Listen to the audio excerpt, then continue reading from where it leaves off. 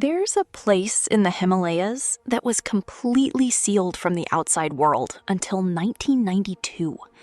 Not restricted the way some places are restricted, where certain areas are off limits or certain activities require permission. Sealed. Fully. No foreign visitor entered for decades. Nepal enforced it, the world accepted it. And the reason this place was closed had nothing to do with preservation or religion or protecting a fragile culture from outside influence. It had to do with the CIA. Farlamp.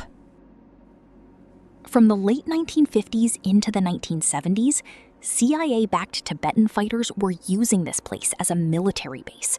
They trained in Colorado, they were inserted into the Himalayas, and from here, they crossed the border into Tibet to raid Chinese military positions, then retreated back into mountains so remote that no one could follow them. Nepal knew the operation was running, the US government was funding it. Almost no one else in the world knew it existed. When the operation finally ended, Nepal kept the area sealed anyway. The fewer people who could reach it, the fewer questions anyone could ask. Which leaves a more fundamental question. What kind of place makes a government decide for decades that the safest policy is to act as though it barely exists? Uppermustang sits in the northern reaches of Nepal, right on the Tibetan border. And the first thing that stops you when you see it is that it doesn't look like Nepal. The Himalayas to the south block the monsoon entirely. What's on the other side is a high-altitude desert.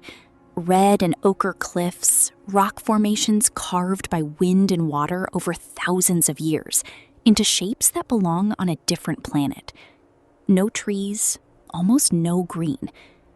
The light moves across the stone walls through the day and shifts the color from amber to rust to deep violet. People who have seen the Tibetan Plateau say it looks like that. People who haven't say it looks like nothing they've seen before. Even now, in 2026, you cannot simply go. A special permit costs $500 per person and is valid for 10 days. A licensed guide must accompany you at all times. The road, which only became accessible by vehicle in recent years, doesn't reach the far end. At some point, you stop driving and you walk. The kingdom is at the end of that walk. At the end of the route, past the desert cliffs and the small mud villages where yaks stand in the road, is a walled city. Lostplaces was built in 1380 by a Buddhist warrior from Tibet named Amepal. The walls are 7 meters high. Inside them is a palace, 3 monasteries, a labyrinth of narrow lanes, and a community that has been living here continuously for over 600 years. The Loba people, the inhabitants of Lostplaces, speak Tibetan dialects, follow Tibetan Buddhist traditions, and maintain customs that have changed little since the 15th century. The oldest monasteries inside those walls contain Buddhist murals that predate the oldest temples in Kathmandu. It is the only medieval walled city still standing in the entire Himalayan region, a place where people live. For most of those 600 years, there was also a king.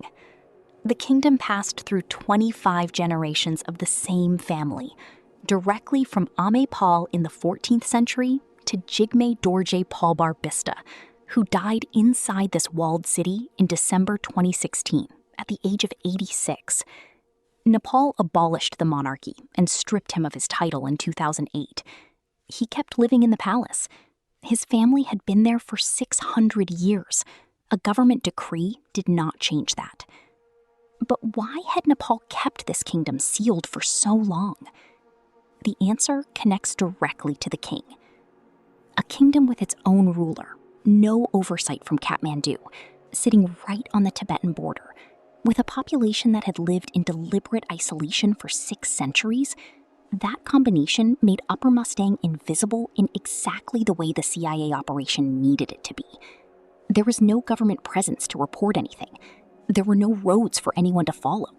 The king's authority was local and complete. What happened here stayed here. The CIA didn't choose Uppermustang despite its isolation, they chose it because of it. The operation eventually ended, but the restrictions stayed.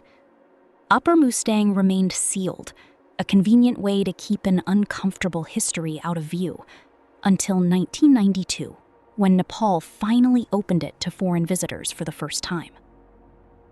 The photographs that came back looked like images from a world that should no longer exist. A walled medieval city, a living king, a Martian desert in the Himalayas, and carved into the cliff faces on every side, at heights no person should be able to reach, thousands of doors. Nobody knows who put them there.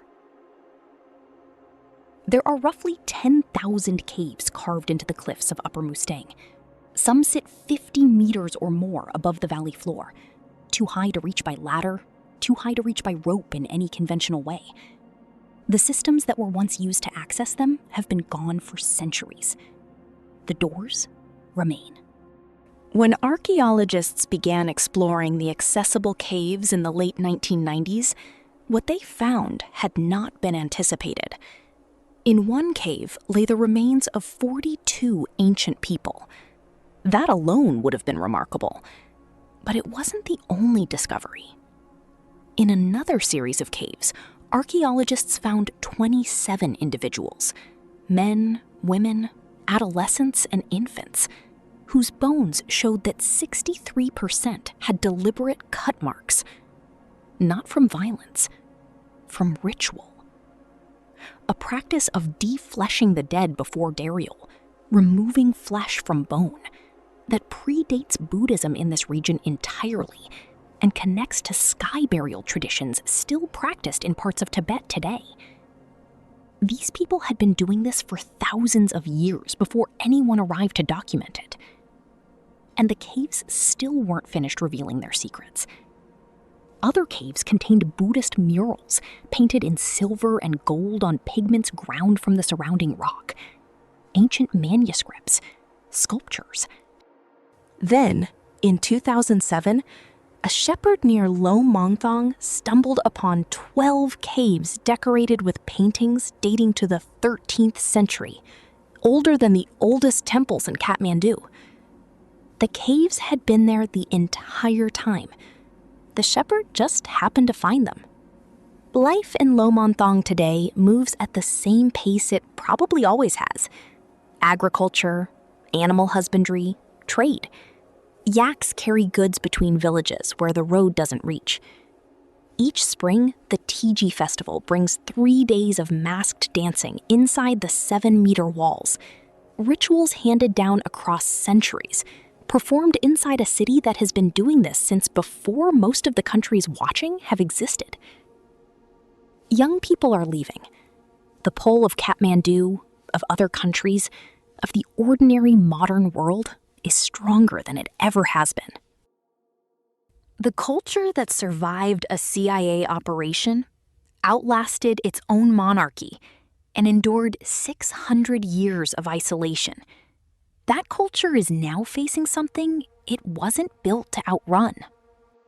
Most of the 10,000 caves have never been opened. Most of what happened inside them has never been found. The people who carved them at heights no one can explain, using equipment that no longer exists, carrying out rituals no one fully understood until recently, they left behind more questions than the caves themselves can answer.